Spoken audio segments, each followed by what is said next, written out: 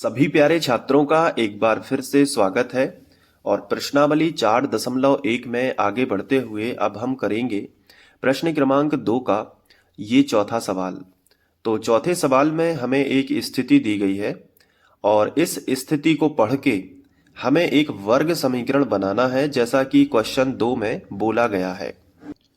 तो चलिए सबसे पहले इस क्वेश्चन को अच्छे से पढ़ते हैं। एक रेलगाड़ी 480 किलोमीटर की दूरी समान चाल से तय करती है। मतलब एक रेलगाड़ी है, जैसा कि आप इस चित्र में समझ सकते हो कि ये रेलगाड़ी है। अब ये जो रेलगाड़ी है ये कितनी दूरी तय कर रही है? 480 किलोमीटर की। तो हम यहाँ पे लिख सकते हैं कि जो दूरी है जो रेलगाड़ी तय करने वाली है वो 480 किलोमीटर की दूरी है। तो हमने लिख लिया कि 480 किलोमीटर की दूरी ये रेलगाड़ी तय करने वाली है। आगे लिखा है समान चाल से तय करती है। आगे लिखा है इसकी चाल 8 किलोमीटर प्रति घंटा कम होती है। मतलब अगर चाल में इतने की कमी कर दें, 8 किलोमीटर प्रति घंटा की कमी कर दें, तो जब चाल में कमी होगी तो इतनी दूरी तय करने में और ज्यादा समय लगेगा। तो जैसे ही चाल में कमी कर देते हैं तो वह दूरी तय करने में 3 घंटे अधिक समय लेती है। मतलब जैसे अगर हम लोग कहीं जा रहे हैं और जिस स्पीड से जा रहे हैं तो उतनी स्पीड में अगर 480 किलोमीटर की दूरी हम तय कर लेंगे, लेकिन अगर हमारे जाने की चाल में कमी कर दें, मतलब हम थोड़ा स्लो चलने लगे, तो समय ज्यादा लगेगा कि नहीं लगेगा? अगर हम स्लो चलेंगे तो समय ज्यादा लगेगा। यही चीज यहाँ पे है कि चाल में 8 किलोमीटर प्रति घंटा की कमी कर दी गई है। तो जब चाल में कमी करोगे तो समय तो ज्यादा लगेगा। तो वही दूरी तय करने में, 480 किलोमीटर की दूरी तय करने में 3 घंटे ज्यादा समय लगेगा। हमें रेलगाड़ी की चाल ज्ञात करनी है। क्वेश्चन का सबसे आखिरी हिस्सा जो लिखा है कि हमें रेलगाड़ी की चाल ज्ञात करनी है, तो हम रेलगाड़ी की चाल कितनी मान लेंगे? x मान लेंगे। तो जब रेलगाड़ी की चाल x मानेंगे तो इसका मतलब तो ये होगा कि यहाँ पे दो कंडीशन से हम समझ सकते हैं कि जो पहले स्थिति में रेलगाड़ी चल रही है वो भी दूरी दूरी तय कर रही है। कितनी दूरी तय कर रही है? 480 किलोमीटर की। और दूसरी स्थिति में अब देखो, जैसे पहले रेलगाड़ी जो चल रही थी तो उसकी चाल जो थी, उसकी जो चाल हमने मान ली है कि रेलगाड़ी की जो चाल है, मान लीजिए कि x किलोमीटर पर आवर यानी x किलोमीटर प्रति घंटा है। तो अगर यहां जो क्वेश्चन है ना, क्वेश्चन के आखिरी में लिखा है, ये देखो कि हमें रेलगाड़ी की चाल ज्ञात करनी है, तो हमने मान लिया कि रेलगाड़ी की जो चाल है वो x किलोमीटर प्रति घंटा है और दूरी कितनी चलेगी इस चाल से? 480 किलोमीटर चलेगी। लेकिन वहीं दूसरी ओर दूसरी स्थिति में अगर हम चाल में 8 किलोमीटर प्रति घंटा की कमी कर दें, तो मान लीजिए कि यही रेलगाड़ी दूसरी स्थिति में हमने बना ली। अब इसी रेलगाड़ी में जो चाल है ना, उसमें हम कितने की कमी कर रहे हैं? पहले x थी यानी x किलोमीटर प्रति घंटे की चाल से चल रही थी। अब उसमें हम क्या करेंगे? 8 किलोमीटर पर आवर की कमी कर देंगे, तो टोटल चाल होगी x minus 8 kilometre per hour यानी किलोमीटर प्रति घंटा। और दूरी उतनी ही तय करनी है। दूरी कितनी तय करनी है? 480 किलोमीटर। तो समय में अंतर आ जाएगा। अब देखो समय में कैसा अंतर आएगा, इसको समझने के लिए आपको थोड़ा और समझना पड़ेगा। देखो, सबसे पहले मुझे आप एक बात बताइए कि समय का फॉर्मूला क्या होता है, या फिर यहीं से चाल का फॉर्मूला क्या होता है? चाल बराबर होता है दूरी बटे समय। बोलो सही है ना?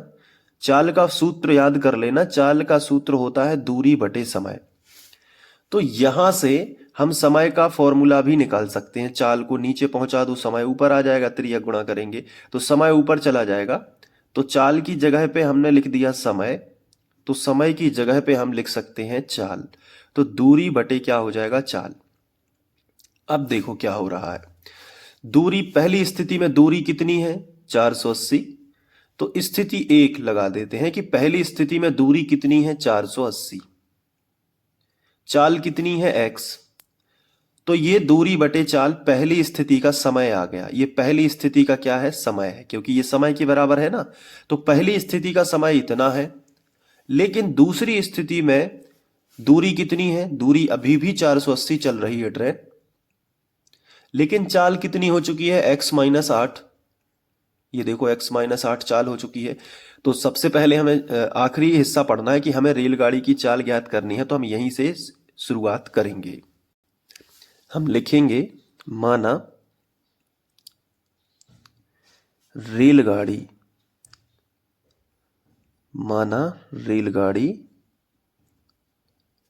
की चाल, और सबसे पहली स्थिति में हम क्या मानेंगे, x किलोमीटर प्रति घंटा। ठीक है। अब ये रेलगाड़ी की चाल है और रेलगाड़ी की चाल तो हमें पता है, तो यहीं पे हम इसका टाइम भी निकाल लेंगे। तो टाइम कैसे निकालेंगे, तो हम लिखेंगे कितनी दूरी तय करने में लगा समय 480। तो हम लिखेंगे तब 480 किलोमीटर की दूरी तय करने में लगा समय। ठीक है। समय का सूत्र क्या होता है, दूरी बटे चाल होता है ना। मैंने अभी आपको बताया है कि जो समय होता है ना, समय का सूत्र होता है दूरी बटे चाल। दूरी कितनी है, दूरी है अपनी 480, चाल कितनी है x, तो दूरी बटे चाल। ठीक है, ये आपको लिख देना है। तो ये हो गया। अब आगे लिखा है कि इसकी चाल में 8 किलोमीटर की कमी कर दें, तो लिखेंगे जब सामान्य चाल में, जो कि x है, सामान्य चाल में 8 किलोमीटर पर आवर की क्या कर दें, कमी कर दें। कमी करने से बनी नई चाल। ठीक है, नई चाल स्लो हो गई ना, तो जो नई चाल होगी वो कितनी होगी, सामान्य चाल कितनी थी x, उसमें 8 की कमी हो जाएगी तो x-8, फिर लिख देंगे किलोमीटर पर आवर। तो जब चाल इतनी हो जाएगी तो नया समय कितना होगा, तो यही चीज यहां पे आपको लिखनी है। तो समय कितना होगा, समय का फॉर्मूला क्या होता है, दूरी बटे चाल। दूरी कितनी है, दूरी बताओ 480 ही है, और चाल कितनी है x-8। ये हो जाएगा नया समय। लेकिन प्रश्न तो कह रहा है, तो हम यहां पे प्रश्नानुसार लिखेंगे जब दोनों समय बराबर कब हो सकते हैं, जब प्रश्नानुसार ओके, दोनों समय बराबर होने चाहिए। तो लिखेंगे 480 बटे x-8। प्रश्नानुसार ये है कि जब कमी कर देते हैं तो नॉर्मल जो समय लगता था 480 बटे x, जो नॉर्मल समय लगता था उसमें उससे 3 घंटा ज्यादा लगेगा अगर कमी कर देते हैं। तो ऐसा जमाना पड़ेगा आपको। ठीक है, 3 घंटा ज्यादा समय किस में लगेगा, सामान्य समय जो लग रहा था ना उससे ज्यादा समय लगेगा अगर कमी करेंगे। तो इस तरीके से आपको जमाना है। समझ आ रहा है ना कि जब कमी करेंगे तो जितना समय नॉर्मल लगता था ना, उसमें जितना समय नॉर्मल लगता था, ये नॉर्मल समय है, उससे ज्यादा ही समय लगेगा अगर चाल में कमी करोगे। ये देखो, तो इस तरीके से आपको जमाना है। ठीक है, अब देखो ये तो इसका तो एलसीएम हो जाएगा, या फिर ऐसा करो कि 480 यहाँ भी है, 480 वाले पद का इस तरफ पक्षांतर कर लो, तो हो जाएगा 480 बटे x माइनस 8, और ये प्लस का है इस तरफ आ जाएगा तो माइनस का हो जाएगा 480 बटे x, और बराबर में कितना बचेगा, केवल 3। मतलब ये जो प्लस वाला पद है इसका पक्षांतर कर लिया तो ये माइनस में हो गया, और बराबर में कुछ नहीं बचा तो संख्या 3 है। अब देखो इन इन दोनों पदों का एलसीएम आ जाएगा, तो एक कोष्टक में लिखेंगे हम x माइनस 8 और दूसरे कोष्टक में लिख देंगे x। अब x माइनस 8 से x माइनस 8 कैंसिल हो जाएगा तो केवल x बचेगा, और x का गुणा 480 में हो जाएगा तो 480 x हो जाएगा। फिर माइनस है तो यहाँ पे माइनस। अब यहाँ देखो x से x इस बार कैंसिल होगा तो अब ये बच जाएगा, मतलब इसका भाग इसमें जाएगा, ठीक है, तो ये और ये कटेंगे, फिर इसका भाग फिर से इसमें दोनों कोष्टक में जाएगा तो अब इस बार ये और ये कटेंगे। ऐसा एलसीएम का रूल कहता है। तो x और x कटेंगे तो क्या बचेगा, x माइनस 8 और उसमें x माइनस 8 का गुणा होगा 480 में, तो हम वैसे ही लिख लेते हैं कि यहाँ पे हमने लिखा, पहले तो ये कोष्टक बनाना पड़ेगा, फिर x माइनस 8 का गुणा जो होगा वो किस में होगा, 480 में, तो ये लिख लिया हमने। अब ये कोष्टक भी हमने बंद कर दिया, ठीक है, क्योंकि माइनस है तो कोष्टक लगाना पड़ेगा, नहीं तो माइनस गुणा करेगा आप भूल जाओगे, इसलिए कोष्टक लगा दिया। और बराबर कितना हो गया, 3, और बटे में कुछ नहीं है तो 1 कर सकते हैं। अब आगे बढ़ते हैं। देखो 480 का x में पहले से ही गुणा है तो ये 480 x ही रहेगा, माइनस है तो माइनस ही रहेगा। अब ये अंदर अंदर गुणा चलेगा तो ये वाला कोष्टक अभी लगा रहने दो, इसे मझला कोष्टक कहते हैं। 480 का x में गुणा होगा तो हो जाएगा 480x, और माइनस है तो माइनस रहेगा, और 480 का 8 में करोगे तो 8 शून्यम शून्य, 8 अठैया 64, 64 की 4 हासिल आ जाएगी 6, और 8 चौके 32, 32 और 6 38, तो ये आ गया, और ये हमने लगा दिया। और बटे में जो चल रहा है वो चलने दो, क्या है, x माइनस 8 और x, ठीक है, और बराबर कितना है, 3/1।